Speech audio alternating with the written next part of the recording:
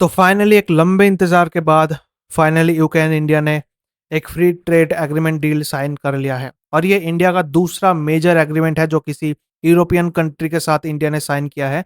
इससे पहले आप देखोगे तो इंडिया ने EFTA यानी यूरोपियन फ्री ट्रेड एसोसिएशन के साथ कॉम्प्रिहेंसिव ट्रेड डील साइन किया था और इस FTA का शुरुआत देखोगे तो मई 2021 में हुआ था। उस वक्त के British prime minister Boris Johnson और Indian prime minister Narendra Modi ji ने एक इंपॉर्टेंट एग्रीमेंट किया जिसका नाम था एनहेंस्ड ट्रेड पार्टनरशिप। इसका मतलब था कि दोनों देश अपने ट्रेड और बिजनेस टाइज को और ज्यादा स्ट्रॉन्ग करना चाहते हैं और फिर इंडिया और यूके ने 2022 से ही इस FTA पे डिस्कशन शुरू किया था और अभी रिसेंटली इसी साल 2025 के 24 फरवरी से लेकर 6 मई तक इंडिया यूके ने अपना 15th राउंड का बातचीत किया था। यहाँ आप पूरा लिस्ट देख पाओगे कि कब से कब डिस्कशंस हुए थे और अभी इस पार्टनरशिप के थ्रू दोनों देशों ने कुछ एग्जिस्टिंग ट्रेड बैरियर्स को हटा दिया है, जैसे अननेसेसरी रूल्स, हाई टैरिफ्स या प्रोडक्ट एक्सेस रिस्ट्रिक्शंस, जो बिजनेस के लिए काफी ज्यादा प्रॉब्लम क्रिएट करता है। यहाँ आप देख पाओगे कि यूके के प्राइम मिनिस्टर कियर स्टारमर ने भी इसके ऊपर बोला है कि इंडिया के साथ एक लैंडमार्क डील का मतलब है कि यूके में जॉब्स, इन्वेस्टमेंट और ग्रोथ होना।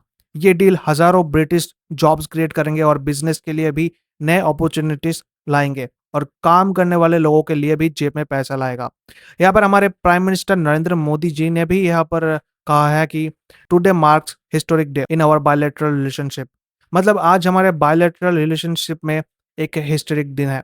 इसके अलावा भी दोनों लीडर्स ने बहुत कुछ कहा है, बट अब थोड़ा देख लेते हैं कि इस FTA से इंडिया यूके को क्या फायदा मिलेगा।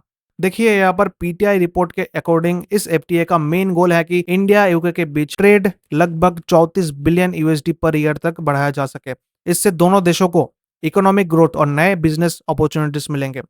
डील का सबसे बड़ा बेनिफिट ये होगा कि इंडिया के 99% एक्सपोर्ट्स पर टैरिफ यानी इंपोर्ट ड्यूटी या तो हटा दिया जाएगा या तो बहुत ही ज्यादा कम कर दिया जाएगा। इससे इंडियन कंपनीज को यूके मार्केट में एंट्री और ज्यादा इजी हो जाएगा और सस्ता हो जाएगा, ये आप कह सकते हो। आप सब जानते हैं कि यूके मार्केट में इंडियन कंपनीज के लिए जाना, एंटर करना उस मार्केट में बहुत ही ज्यादा मुश्किल है, बट ये अब उतना मुश्किल नहीं रहेगा। इस FTA से ये और ज्यादा आसान हो जाएगा और बहुत ही सस्ता हो जाएगा।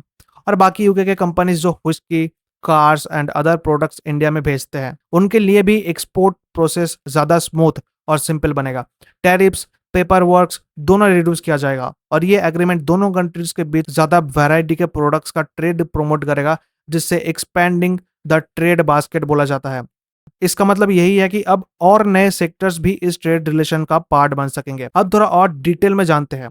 देखिए इस FTA से अब यूके मार्केट में इंडिया के 99% एक्सपोर्ट्स पर आइटम ड्यूटी फ्री हो जाएगा। इसका मतलब तो मैंने बताया कि इंडियन गुड्स पर यूके में अब कस्टम ड्यूटी या तो कम हो या तो होगा ही नहीं। और यूके से जो व्हिस्की और गिन इंडिया में आता है उस पे पहले 150% ड्यूटी था, अब ये घटाकर पहले 70% करेगा भारत और 10 साल के अंदर ये 40% तक कम कर देगा भारत। साथ ही यूके से आने वाले गाड़ियों पर भी ड्यूटी कम हो रहा है।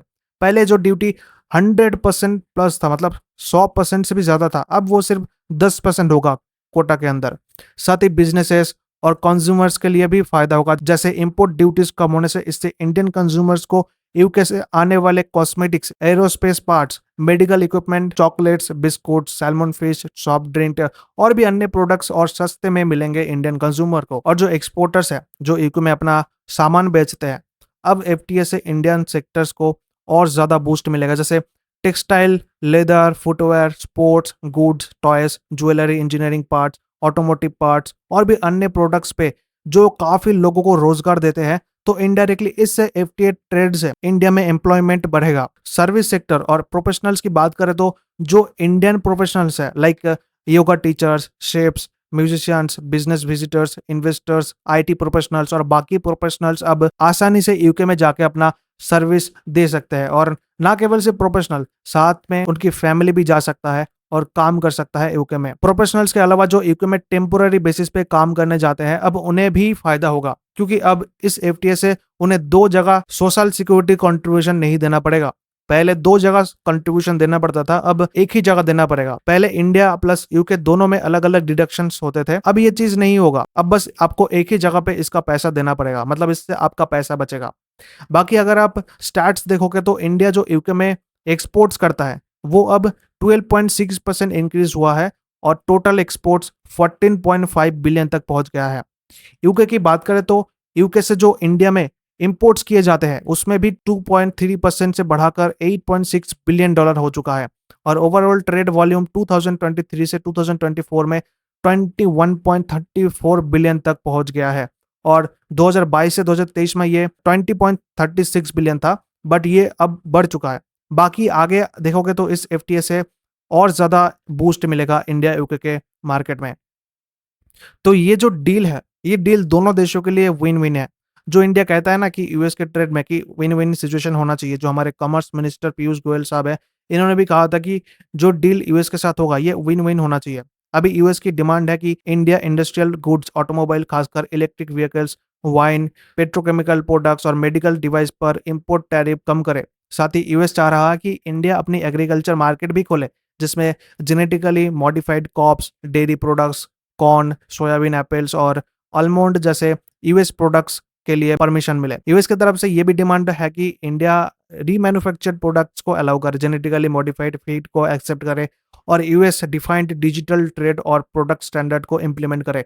लेकिन इन सब डिमांड्स पर इंडिया ने रेजिस्टेंस दिखाता आ रहा है, खासकर एग्रीकल्चर और डेयरी सेक्टर्स में, जो पॉलिटिकली सेंसिटिव मुद्दा है हमारे लिए।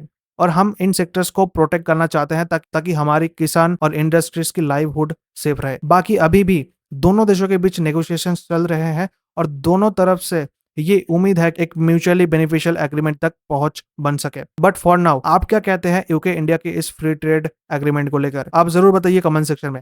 But for now thanks for watching. नमस्कार।